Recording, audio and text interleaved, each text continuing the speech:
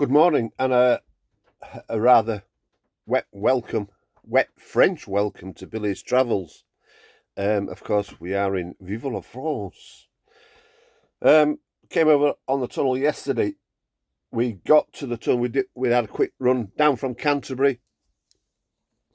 Let's move you away from me a little bit. Came down from Canterbury, down the A2 onto the A26, and doubled back up the M20 to the tunnel. We arrived there just before 2 hours too early. Now, they almost turned us away. So that's one thing to remember if you're getting on the train. Don't be 2 hours. Then after that, will turn you away and you've got to come back.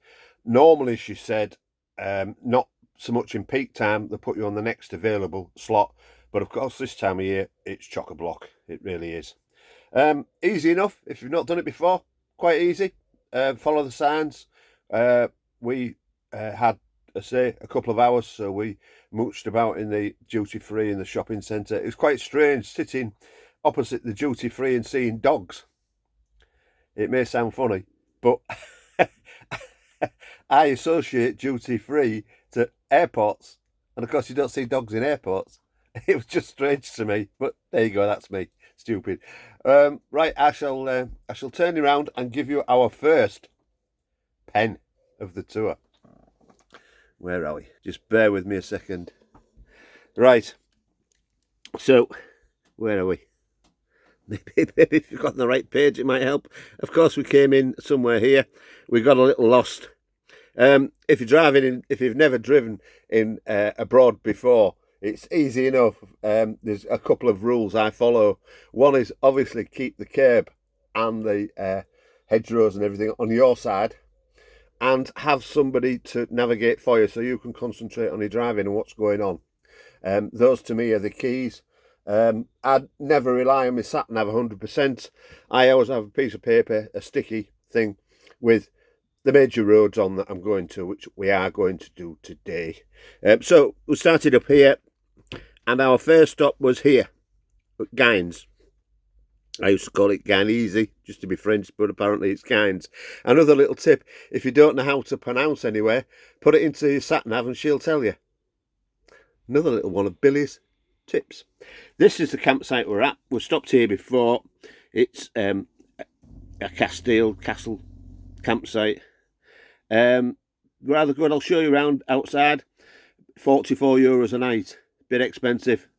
But from here on in, we're doing a lot more airs and what have you, as they are plenty in France.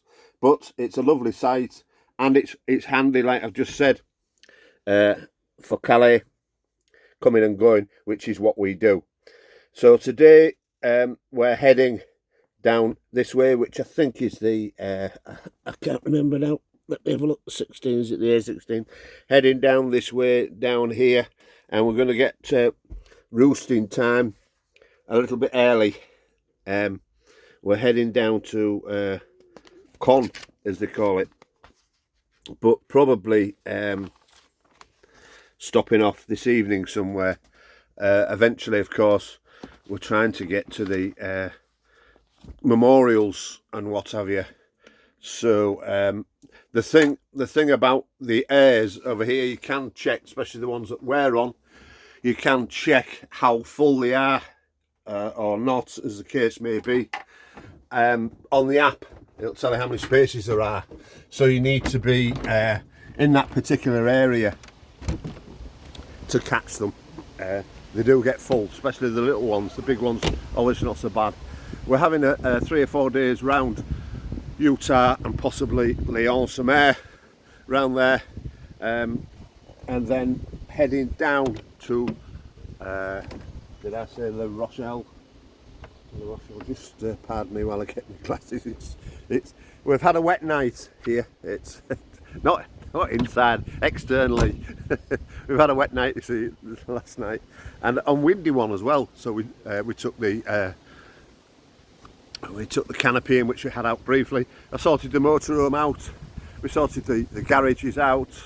We've got everything as we want it now, so we can easily get it out for the campsites. And the bikes on the back, we had the bikes in the garage on the crossing, but the bikes are on the back now, so it's easy access. Of course, we're under a tree, so we couldn't get the sat nav, mega sat going. Morning, Billy, wake up. And welcome to our new subscribers. We're up to 77 now. Well chuffed with 77. That's pretty good. Right, we're heading down towards the bar area. We popped in last night for a little snack and a couple of beers. The bar area in the shop, as you say, they're all nicely tucked away. It's a lovely little site.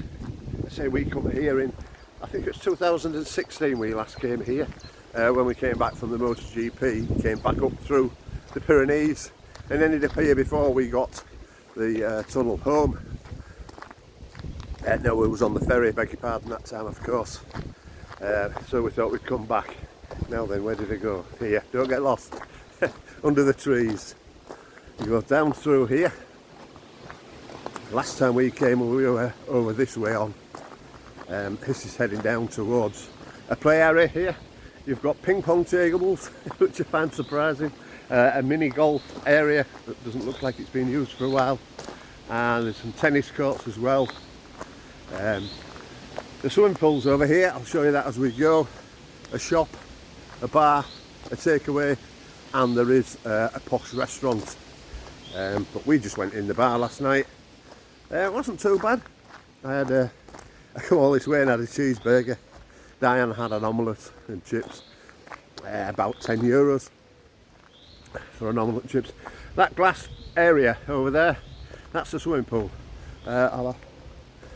And we parked last time over there around that area. Quite a big place.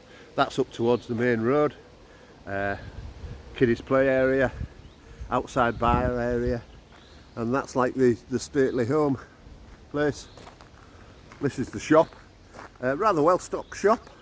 You can order your bread and croissants and things for the next day, for pick up the next day. This is the takeaway just here. There's your takeaway, and then further on you have the bar, and obviously outside seating area. It's covered as well. There's a cover up there that put out the lights on. Yeah, it's all right. Yeah, I say we had a couple of beers last night and something to eat. It's more or less the same as the takeaway menu. Over there, of course, like I just said, is the swimming pool. Yeah, it's quite nice. Those are the menu. I don't know whether you can see that. The takeaway is closed on a Tuesday. Oh well, it's a good job we're moving on today. As your takeaway. Again, a similar sort of snacky menu, pizzas and burgers and chips and things.